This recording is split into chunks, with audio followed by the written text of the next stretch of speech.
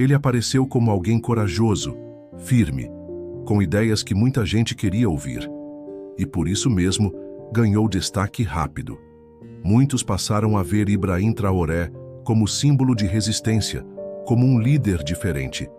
Mas parte desse destaque também vem do tempo em que vivemos. Hoje há mais mídia, mais visibilidade, mais circulação de imagem, e isso faz com que ele pareça único, quando, na verdade, muitos outros como ele já surgiram na história africana. No vídeo onde falei sobre os 12 líderes africanos que foram mortos por enfrentarem o sistema, muita gente veio me atacar, só porque eu disse que ele também corre risco. Mas eu não falei por mal. Falei porque é o que a história mostra. E é exatamente por isso que eu resolvi fazer este vídeo.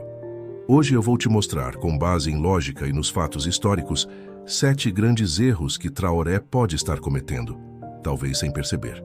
Talvez por falta de acesso mesmo.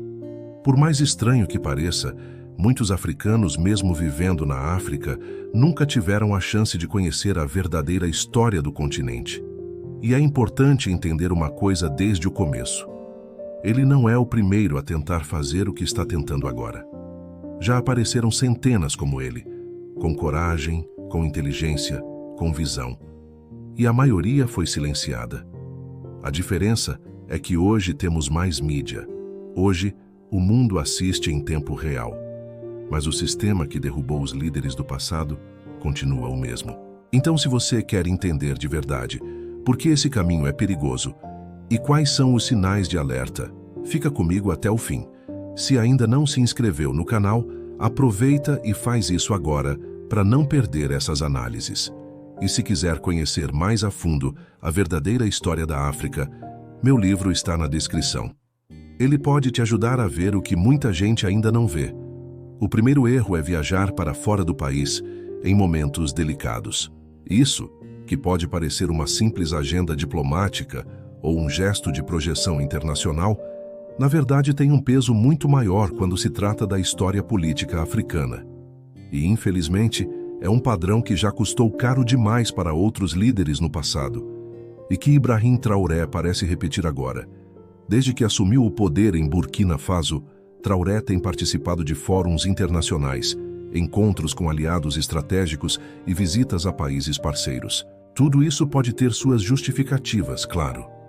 Mas quando olhamos para o contexto real do país, uma transição militar, instabilidade interna, pressões externas e uma elite política ainda dividida, fica claro que essas ausências enfraquecem a posição do próprio governo e abrem espaço para movimentações perigosas. Em situações assim, quem conhece a história do continente sabe que esses momentos viram brechas, e onde há brechas, há sempre alguém pronto para ocupar o espaço deixado. Kwame Nkrumah foi vítima exatamente disso. Estava fora do país em missão diplomática quando sofreu o golpe que o tirou do poder em 1966. Não houve batalha direta, houve ausência, e a ausência, nesse tipo de contexto, fala alto. Silvanus Olímpio, no Togo, também retornou de uma viagem internacional apenas para encontrar um cenário hostil que o levou à morte. E Patrice Lumumba, mesmo em território congolês, se viu desarmado e vulnerável, justamente por apostar em articulações externas, enquanto o controle interno desmoronava. A questão aqui não é ser contra a diplomacia, mas é entender que num país em reestruturação, o simples ato de deixar o território nacional pode ser interpretado como fraqueza, tanto por aliados quanto por adversários. E num continente em que a estabilidade sempre foi sabotada por forças externas e internas, isso é tudo o que não se pode permitir. Além disso, sair de Burkina Faso nesse momento transforma Traoré num alvo mais fácil. Fora de seu território, a capacidade de reação e proteção se reduz drasticamente. E, ao mesmo tempo, sua ausência pode acender desconfianças e alimentar disputas internas. Muitos líderes africanos aprenderam isso do pior jeito. Outros, que optam por permanecer firmes dentro de seu país, mesmo sob tensão, entendem que a presença simbólica e física é parte da luta por legitimidade e segurança. E aqui vale um ponto importante. Não é arrogância apontar isso. É leitura política baseada em fatos. em padrões históricos e em décadas de traições bem documentadas no continente. Se muitos não enxergam esse risco, é porque, infelizmente, fomos educados sem acesso à nossa verdadeira memória política. Muita gente ainda não conhece a história completa, e isso não é falha individual. É um resultado direto do projeto colonial, que sempre buscou apagar essas experiências do nosso entendimento coletivo. Mas quem se propõe a estudar a fundo, percebe. Não é exagero, não é pessimismo. É apenas a constatação de que viajar nessas condições, sem estruturas sólidas internas, é repetir os mesmos passos de quem foi eliminado antes mesmo de terminar sua missão.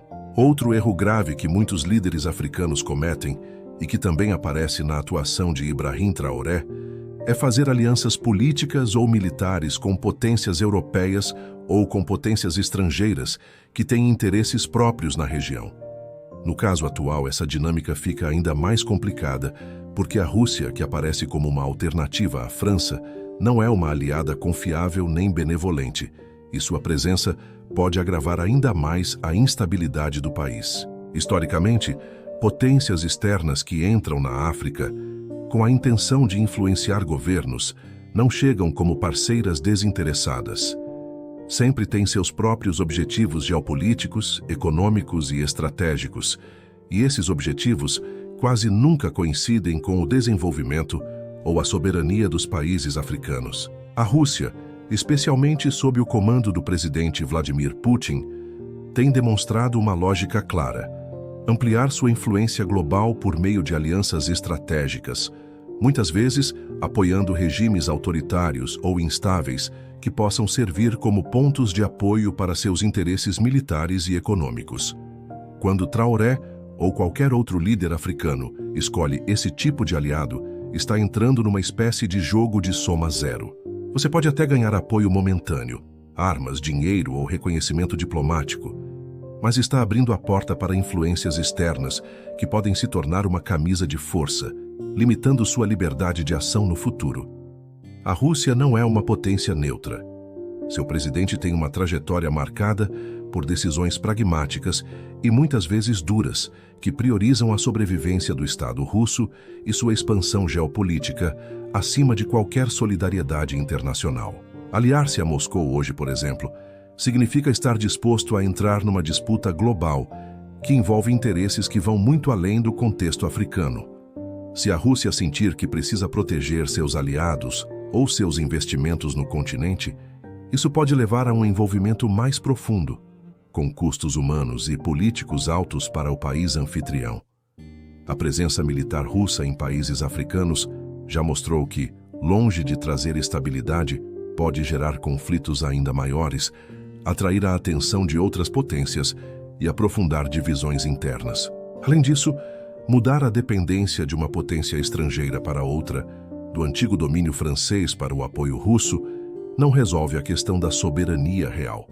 É como trocar de um tutor por outro e não deixar o país verdadeiramente livre para decidir seu próprio caminho.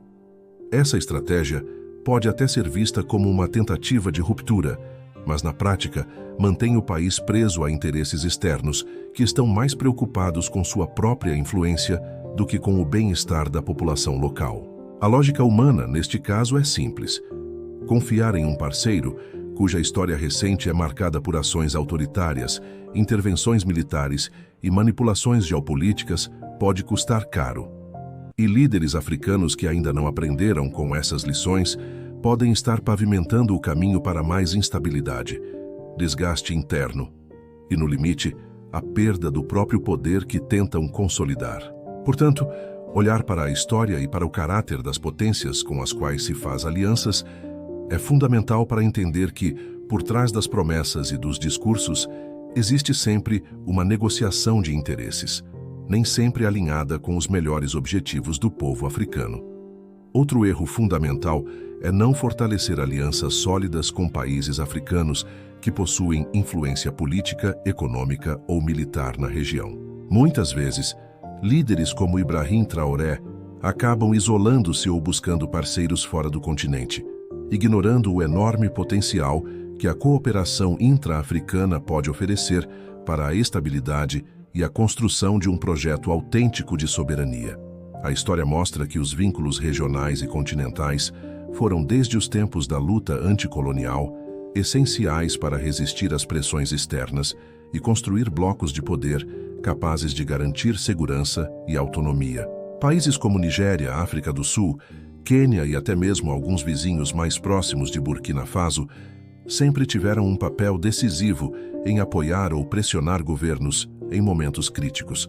Ignorar essa rede de solidariedade e cooperação significa perder forças valiosas para enfrentar desafios internos e externos.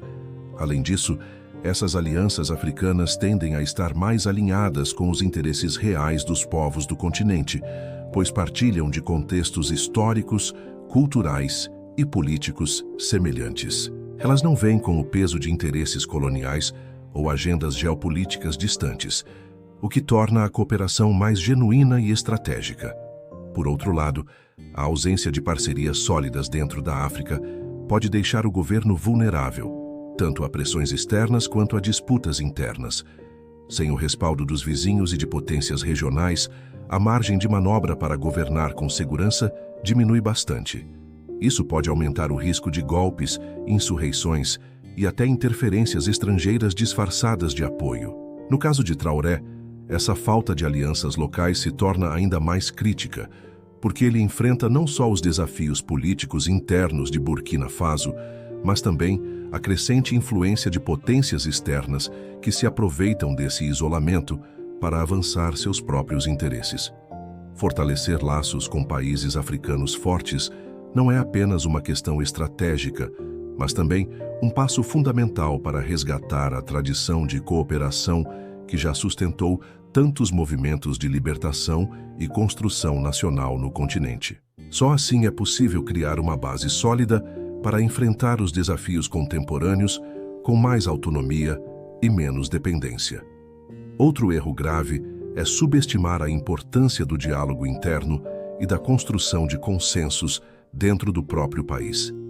A liderança política, em contextos tão complexos como o de Burkina Faso, exige uma capacidade real de ouvir diferentes setores da sociedade, dialogar com grupos políticos, sociais e étnicos, e buscar formas de governar com maior inclusão. Quando líderes como Ibrahim Traoré adotam uma postura mais fechada, centralizadora ou autoritária, o risco de gerar resistência, oposição e até rebeliões internas aumenta significativamente. A história africana está repleta de exemplos onde a falta de diálogo e a imposição de decisões sem construção de consenso acabaram levando a crises profundas, fragmentação social e até conflitos armados. Governos que não conseguem ampliar sua base de apoio dentro do país ficam mais vulneráveis às pressões externas e às tentações de golpes ou intervenções. Além disso, uma liderança que ignora os anseios e preocupações de diferentes grupos sociais perde legitimidade e, consequentemente, força para implementar políticas efetivas. Isso enfraquece a governabilidade e abre espaço para narrativas contrárias que podem ser exploradas por interesses estrangeiros, dificultando ainda mais a estabilidade. Por isso, investir em um processo político inclusivo e participativo não é apenas uma questão ética, mas uma estratégia essencial para a sobrevivência do governo e do país. Traoré, ao enfrentar um cenário tão complexo, precisa entender que o diálogo interno é tão importante quanto as alianças externas e que a construção de um projeto comum é a única forma de garantir um futuro mais seguro e estável para Burkina Faso. Eu fiz esse vídeo por um motivo muito claro: esclarecer. Mostrar, com base em fatos históricos, por que certos caminhos trazem riscos que já foram vividos antes. Não é opinião pessoal solta, não é implicância, é a história falando. Muita gente ficou incomodada com o que eu disse no vídeo anterior, quando falei que lideranças africanas que seguem certos caminhos correm, sim, risco de morte. Mas a verdade é que isso não é exagero. É só que muita gente ainda não conhece a história real da África. Ibrahim Traoré não é o primeiro a tentar enfrentar o sistema. Outros já tentaram com coragem, com visão, com brilho até maior, e mesmo assim foram silenciados. A diferença é que hoje, por causa da internet, da mídia e das redes sociais, essas tentativas ganham mais visibilidade. Mas os mecanismos que operam por trás disso continuam os mesmos. Traoré está cometendo erros, não porque ele seja fraco ou porque falte intenção, mas porque o contexto é cruel. E se não houver clareza, se não houver estratégia baseada na história e na realidade do continente, ele pode ser mais um nome numa lista longa de lideranças que tentaram, mas foram neutralizadas. Eu não estou aqui para acusar ninguém. Estou aqui para mostrar onde estão os riscos, com base em tudo que já foi vivido. Se eu pudesse falar com ele diretamente, eu diria: mude o caminho agora, construa alianças dentro da África, fique firme no território, evite as armadilhas das potências externas e não repita os erros dos que vieram antes. Como não posso, digo por aqui. E talvez, com sorte, essa mensagem chegue até onde precisa chegar. Se você gostou desse conteúdo, se acha importante conhecer a verdadeira história do continente africano, se inscreve no canal e dá uma olhada na descrição. Meu livro está lá, e ele aprofunda ainda mais essas análises. É uma ferramenta para quem quer entender de verdade o que a África viveu e o que ela ainda pode viver. Nos vemos no próximo vídeo.